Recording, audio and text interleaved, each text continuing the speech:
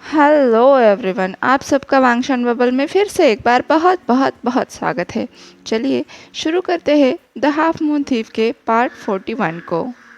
अब तक हमने देखा था सोंग जियांग हाओ शुआन को शीबो की पेस्ट्री शॉप पर मिलता है, जहाँ पर हाओ शुआन सोंग जियांग के साथ म्याम्या को उसके गाड़ी में बैठा हुआ देखता है। इसलिए वो बहुत गुस्सा हो जाता है। सोंग जियांग उसे समझाता है कि वो उसकी पार्टनर है, लेकिन हाओ शुआन का गुस्सा फिर भी कम नहीं होता। वो जियांग से पूछता है कि तुम्हारा पार्टनर कहाँ गया। तब जियांग कहता है कि वो पेरेंटल लीव पर है। तो हाओ शुआन कहता है म्याम्या के साथ ज़्यादा फ्रेंडली होने की ज़रूरत नहीं है, मुझे वो बिल्कुल पसंद नहीं है।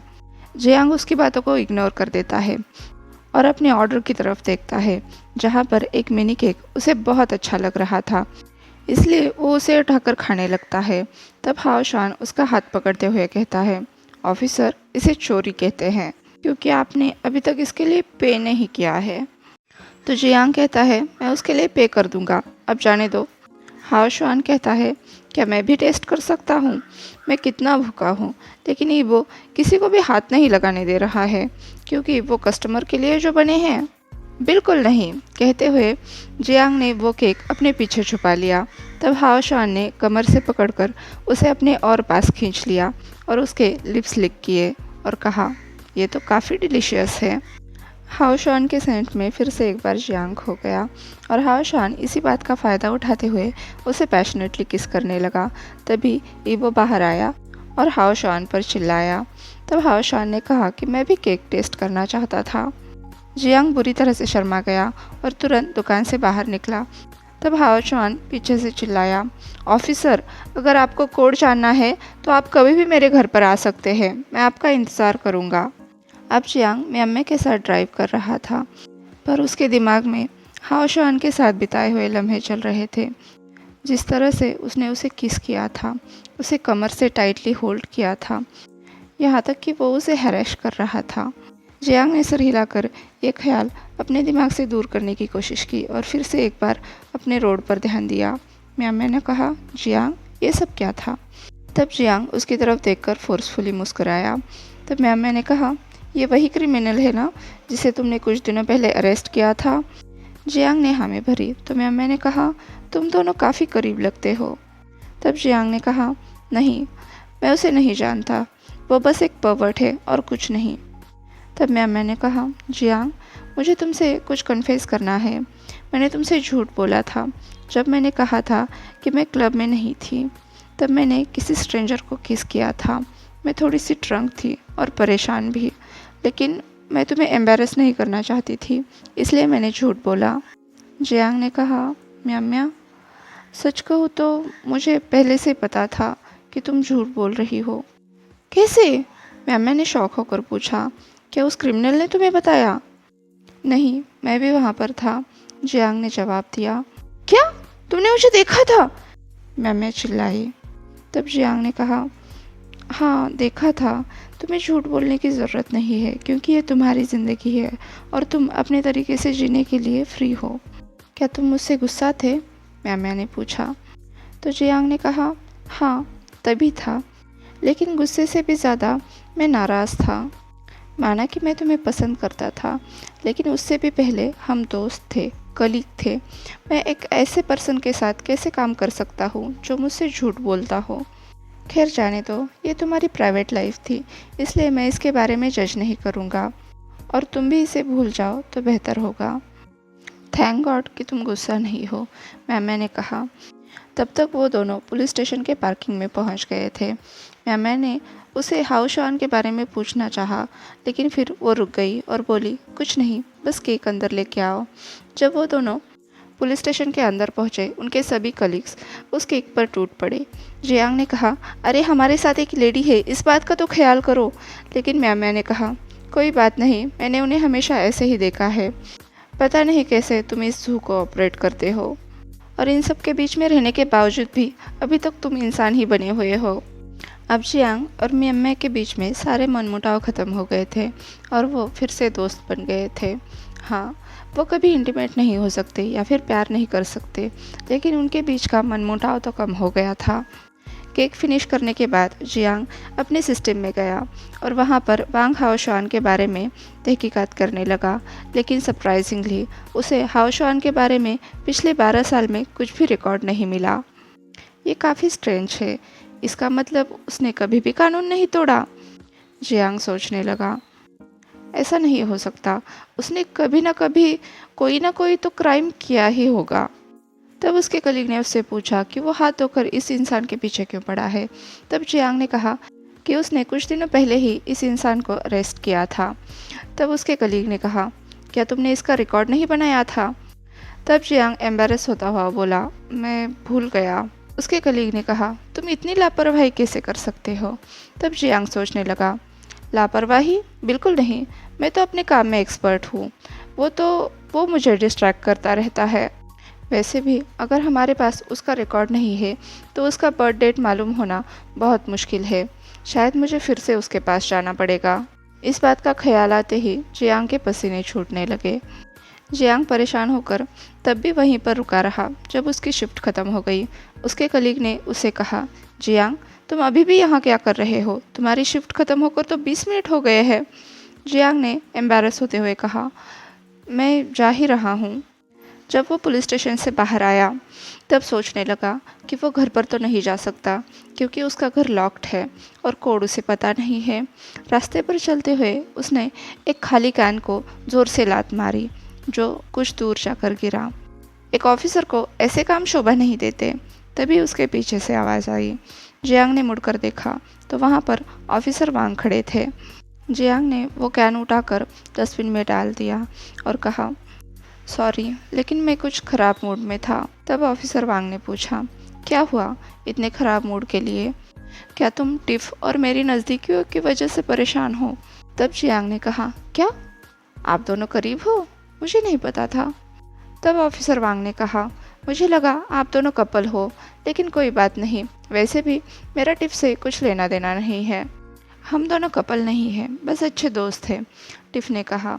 तब सॉन्ग जियांग ने मुड़कर टिफ़ की तरफ देखा जिसने सेमी ट्रांसपेरेंट ड्रेस पहना हुआ था। शायद ऑफिसर वांग और टिफ़ आज डेट पर जाने वाले थे। जियांग ने उसकी तारीफ़ की और कहा, तुम चाहे कुछ भी पहन लो, किसी के भी साथ घूम लो, लेकिन हम दोनों हमेशा दोस्त रहेंगे। टिफ़ डेट पर जाने वाली थी, इसलिए जियांग अब उसके कैफ़े में भी नहीं रुक सकता था। अब उसके पास हाओशुआन के पास जाने के अलावा और कोई रास्ता नहीं बचा था, इसलिए वो वहाँ से चला गया। उसके जाने के बाद ऑफिसर वांग ने कहा, टिफ़ तुम्हें नहीं लगता इस दुनिया में चाबी बनाने वाले भी होते हैं? टिफ़ हंसते हुए बोली, वो गुस्से और परेशानी में अंधा हो चुका है। अगर हम सामने से भी उसे बताएं तब भी उसके समझ में नहीं आएगा। अब ऑफिसर जियांग फिर से एक बार शेर की गुफा में पहुंच गया था। वो बहुत नर्वस था। हाओशुआन उसे दरवाजे पर ही मिला। जब जियांग ने उसे कोड पूछा तो हाओशुआन ने कहा, ऑफिसर ऐसा कैसे हो सकता है? आप मेरे घर पर आए हैं और मैं आपकी मेहमान नवाजी ना करूं? चलिए अंदर चलिए, इत्मीनान से बात करते हैं।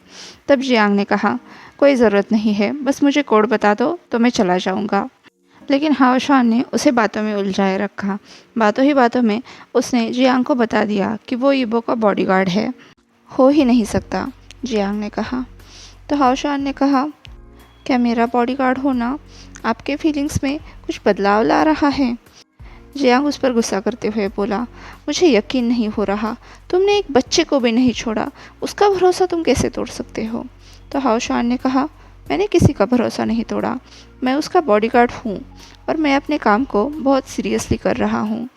लेकिन जियांग को यकीन नहीं हुआ। उसने पूछा, अब तुम कौन सी गेम खेलने के ताक में हो? हाओशुआन ने कहा, कैसी गेम? मैं तो बस अपनी दोस्त की मदद कर रहा हूँ और ईबो की भी।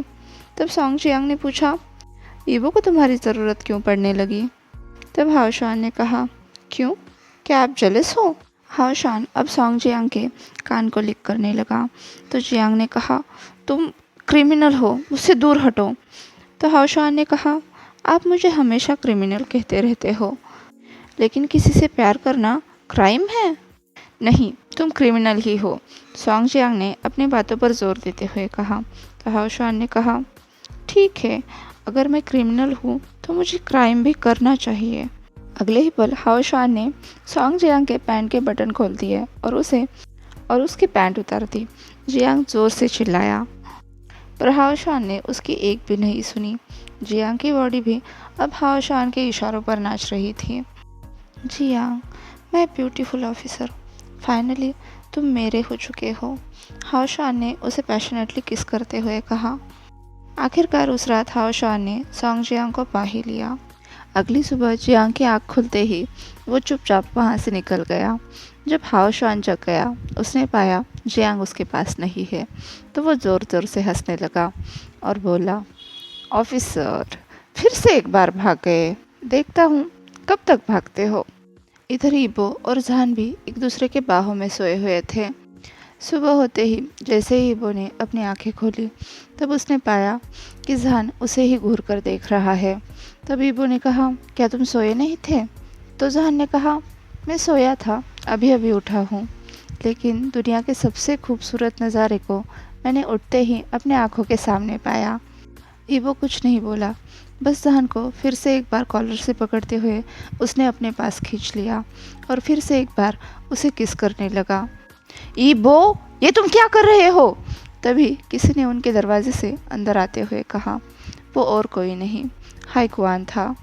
देखो यहाँ पर कौन आया है। गुड मॉर्निंग हाईकुआन, वैसे मैं ब्रेकफास्ट ही लाने जाने वाला था, जहान ने कहा। इससे पहले कि वो बेड से उतरे, ईबो ने उसे एक चपेट लगा दी, लेकिन जहान शेमलेसली वहाँ से चला गया। ईबो शर्मा कर आंखें झुकाकर बैठा रहा, तो हाईकुआन ने कहा, जाओ जल्दी तैयार होकर आओ।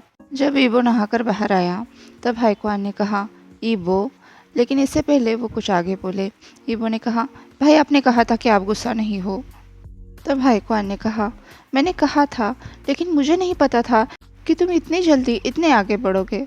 तब ईबो ने कहा, कल रात मैंने अपनी फीलिंग्स सानका को बता दी और उसके बाद देर करना हमने ठीक नहीं समझा। हाईकुआन ने कहा, ऐसा नहीं है, तुम उसके बैकग्राउंड को नहीं जानते, मैं नहीं चाहता कि उसकी वजह से तुम्हें कोई परेशानी हो। क्या तुमने प्रोटेक्शंस यूज़ किए थे? तब ईबो शर्माते हुए बोला, भाई क्या मैं प्रेग्नेंट हो जाऊंगा? और वैसे भी हम केयरफुल थे। हाईकुआन को उसकी बातों पर यकीन नहीं हुआ। सिर हिलाते हुए वो बोला, तुम लोगों ने दरवाज़ा भी नहीं बंद किया था, क्या होता अगर मेरी जगह पिताजी आ जाते तो? ईबो ने कहा, सॉरी, लेकिन डैड ने कहा था कि वो 10 बजे से पहले नहीं आने वाले। हाईकुआन ने कहा, ठीक है, लेकिन होशियार रहना, इसके बारे में डैड या फिर ईफे को पता नहीं चलना चाहिए, और वैसे भी शादी के बाद तुम्हारे लिए ये सब अलाउड नहीं होगा। ईबो ने हाँ में सिर हिलाया और हाईकुआन से पूछा, वैसे तुम्हारा चेकअप कैसा रहा? क्या तुम्हारी बीबी ने भी करवाया?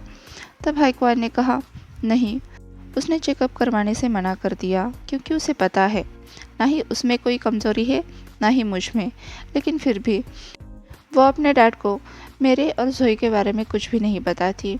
उसे अब भी लगता है कि मैं जोई को भूलकर उसे अपना लूँगा।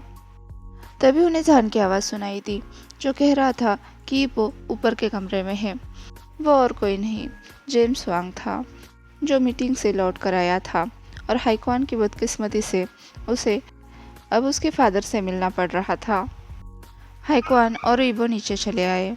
हमेशा की तरह जेम्स वांग हाईकुआन को यांगजी को प्रेग्नेंट न करने को लेकर ताने मारने लगा। साथ में ये भी कहने लगा, वो कैपेबल है फादर बनने के लिए, लेकिन उसने गलत लड़की को हिट किया है। तो हाईकुआन ने कहा, क्या आप पागल हो? अब भी उन बेबुनियाद चीज़ों को गले से लगा कर बैठे हो? तब उसके फादर ने कहा, क्या तुम्हें अपने परदादा का मिशन बेबुनियाद लगता है? हाईकुआन ने कहा, जेम्स वांग, मुझे आपको फादर कहने में घिन आती है। मैं हमेशा सोचता था माँ हमें छोड़कर क्यों चली गई, लेकिन आज जाकर मैं उनके दिल की बात को समझ पा रहा हूँ। आप जैसे आदमी के साथ कोई नहीं रह सकता।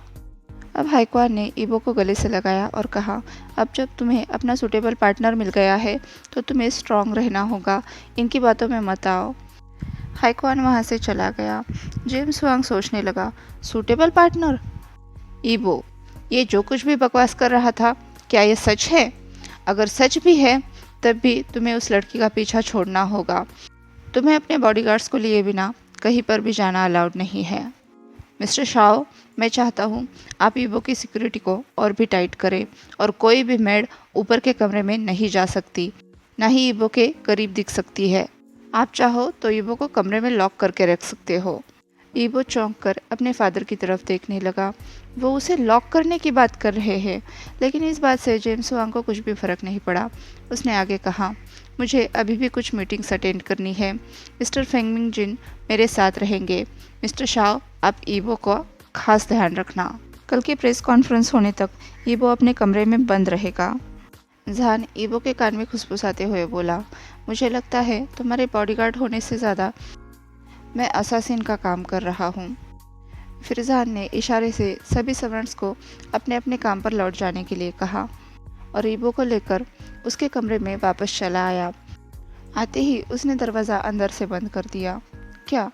ईबो ने पूछा तो जहान ने कहा, क्या हम जहाँ पर छोड़ा है वहाँ से कंटिन्यू करें? ईबो की आंखें भर आई थी। उसने जहान के गले में हाथ डालते हुए कहा, हाँ प्लीज़। अब जहान ने ईबो को फिर से एक बार प्लेजर करना शुरू किया, जब तक ईबो अपने होश नहीं खो देता। जब ईबो की फिर से आंखें खुली, बाहर दिन ढल चुका था। जहान ने ईबो के बालों में हाथ फिराते हुए पूछा, क्या तुम्हें दर्द हो रहा है? तो ईबो ने कहा, ऑफ कोर्स इडियट, ये मेरा फर्स्ट टाइम था, लेकिन कोई नहीं, मैं चल सकता हूँ। ईबो अपने पैरों पर खड़ा हुआ तो जहान ने पूछा, अब तुम ठीक हो? तो ईबो दांत पीसते हुए बोला, बस कुछ सेकंड्स ही हुए हैं। तो जहान ने कहा, मैं नहीं, तुम बुद्ध हो। मैं कल होने वाले प्रेस कॉन्फ्रेंस की बात कर रहा हूँ। क्या तुम अब भी उसे करना चाहते हो? ईबो ने कहा, हाँ, मुझे अच्छा लग रहा है, इसलिए कल की प्रेस कॉन्फ्रेंस होने देते हैं। जहान ने कहा, बेटर तो तुम हो गए ही, वैसे भी सारी एनर्जी तो मेरी खर्च हुई है। जहान का, ईबो ने कहा, वैसे मैं बेहोश कब हो गया? जहान ने कहा, 5th राउंड के बाद। शायद हमें इस बात पर और काम करने की ज़रूरत है। ईबो ने जहान को इग्नोर कर दिया, क्योंकि वो सोच रहा था कि जहान अभी भी उसके साथ होने के बारे में कैसे सोच सकता है, क्योंकि 1 हफ्ते बाद वो सच में म्यांमार चला जाएगा। उसके बाद पता नहीं वो फिर कभी जहान से मिल पाएगा भी या नहीं। जैसा कि उसके भाई ने कहा था, उसके बाद उसे चीटिंग अलाउड नहीं है। आज के लिए बस इतना ही। आपसे कल मिलती हूँ, तब तक के लिए अपना ख्याल रखिए। वीडियो पसंद आया हो तो लाइक, शेयर और कमेंट कर दीजिए। और हाँ, वांगशन बबल में खुश रहिए। Thank you.